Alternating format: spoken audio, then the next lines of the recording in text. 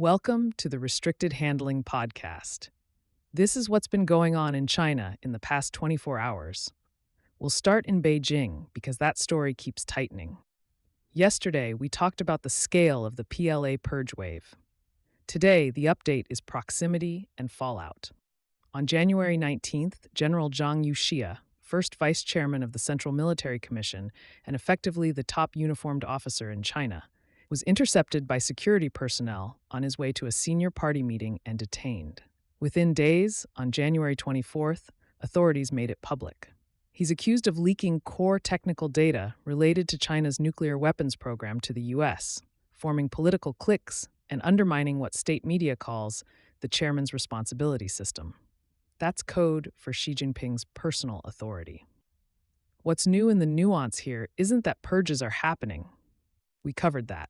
It's how compressed this one was and how central Zhang was to Xi's military project.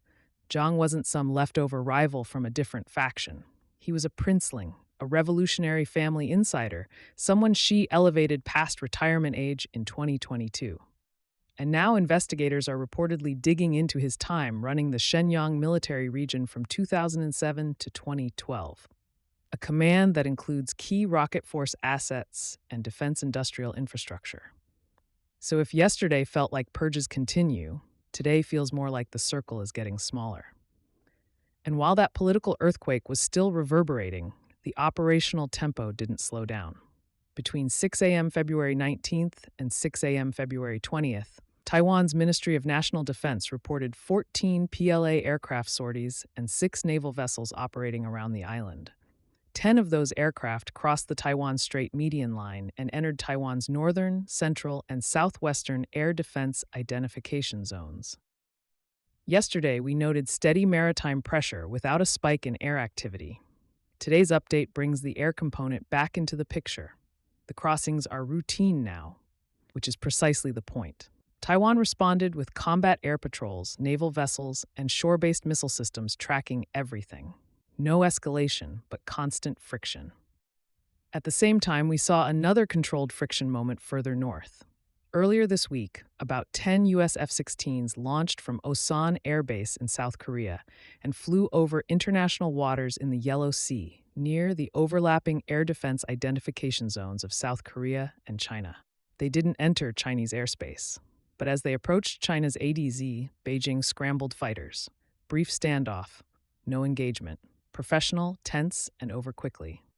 Chinese reporting framed it as the PLA following and monitoring U.S. air activities in China. Washington had notified Seoul in advance, but didn't broadcast the details. It's the kind of encounter that underscores how crowded that airspace is becoming, especially as Taiwan tensions simmer. Now pivot to Southeast Asia, because this is where the diplomatic chessboard is moving. The Philippines confirmed on February 20th that it's expanding maritime security ties with what it calls like-minded states: the U.S., Canada, Japan, Australia. Since the start of the year, Manila has held major maritime security meetings with Washington and Ottawa, bringing the number of structured mechanisms to 11. And here's the part that stood out. Manila and Washington have committed to ramping up deployment of U.S. cutting-edge missile and unmanned systems in the Philippines. Yesterday, we were watching alliance calibration elsewhere in the region. Today, we're seeing Manila lean further in. At the same time, Philippine officials emphasized that communication channels with Beijing remain open. It's the classic dual track: strengthen alliances, keep dialogue alive. Manila reaffirmed sovereignty over Scarborough Shoal and the Calayan Island Group, citing UNCLOS and the 2016 Arbitral Award. Beijing doesn't recognize that ruling. That gap isn't narrowing. Speaking of pressure campaigns, let's talk Japan. Chinese authorities have been pushing a steady narrative warning citizens about travel to Japan. Earthquakes, crime, traffic accidents, even bear attacks made the official talking points. There were references to isolated assaults and incidents in places like Sapporo and Tokyo.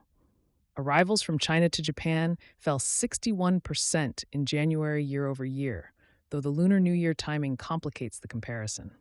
We're not talking about formal sanctions here. This is narrative shaping, and it's unfolding as Tokyo maintains a firm posture on Taiwan. It's not exactly Cold War pamphleteering, But it's not subtle either. Inside China, authorities also cracked down on AI-generated misinformation tied to Spring Festival travel.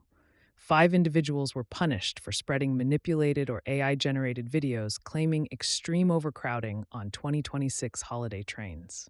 Officials said much of the content was spliced from old footage. The Ministry of Public Security also issued detailed warnings about ticket scams, fake airline customer service calls, phishing links, bogus internal ticket offers. It's part consumer protection, part social control. In a system that prizes order, AI-fueled chaos is not welcome. Now, staying in cyber, China's dual vulnerability databases, CNVD and CNNVD, continue to operate under the 2021 regulation, requiring vulnerabilities to be reported to authorities within 48 hours of discovery. No pre-patch disclosure, no exploit code publication, no dramatic severity language. Analysis of entries since 2011 shows that most vulnerabilities appear after or alongside Western CVE publications. But around 1,400 entries showed up in Chinese databases before appearing in the CVE system. Sometimes by months, there are also manual formatting inconsistencies and identifier errors in the data, suggesting heavy bureaucratic handling rather than automated integration. It's a reminder that vulnerability disclosure in China is treated as a state-managed process, not a decentralized research ecosystem. Now let's move to Australia, because that courtroom story continues to unfold. In Sydney, businessman Alexander Shergo is on trial for reckless foreign interference. Prosecutors allege that while living in Shanghai from 2021 to early 2023, he provided reports to 2 individuals he believed were affiliated with China's Ministry of State Security, identified as Ken and Evelyn. The reports covered lithium, iron ore, UCAS, the Quad, and defense topics. Prosecutors say he fabricated interviews, including claiming to have spoken with former Prime Minister Kevin Rudd, to boost the report's credibility. More than 3,200 WeChat messages were reportedly seized. Shergo has pleaded not guilty and argues that everything he provided was open-source material. No classified documents, no secret blueprints. But again, this is what influence and intelligence collection looks like in practice. LinkedIn outreach, think tank covers, cafe meetings, USB handoffs. Finally, in the tech world, ByteDance's CDance 2.0 continues to stir things up. The AI video model can generate cinema-quality clips, visuals, dialogue, sound effects from text prompts. Videos featuring characters like Spider-Man and Deadpool went viral, prompting cease and desist letters from studios like Disney and Paramount. This isn't just internet novelty. It's part of a broader push by Chinese firms into generative AI, advanced chips, robotics. The scale and speed are real. If yesterday's conversation was about hardware and missiles, today's includes synthetic media pipelines that can blur the line between production studio and prompt engineering.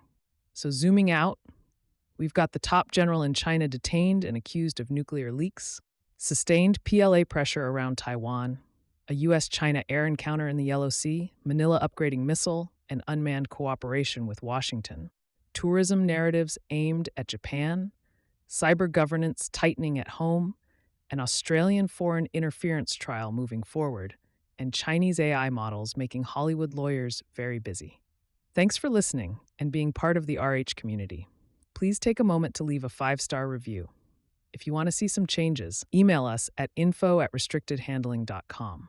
We also publish a daily written intel brief on Substack, where you'll find even deeper coverage of Russia and China, along with insights on Iran, the Middle East, and the DPRK.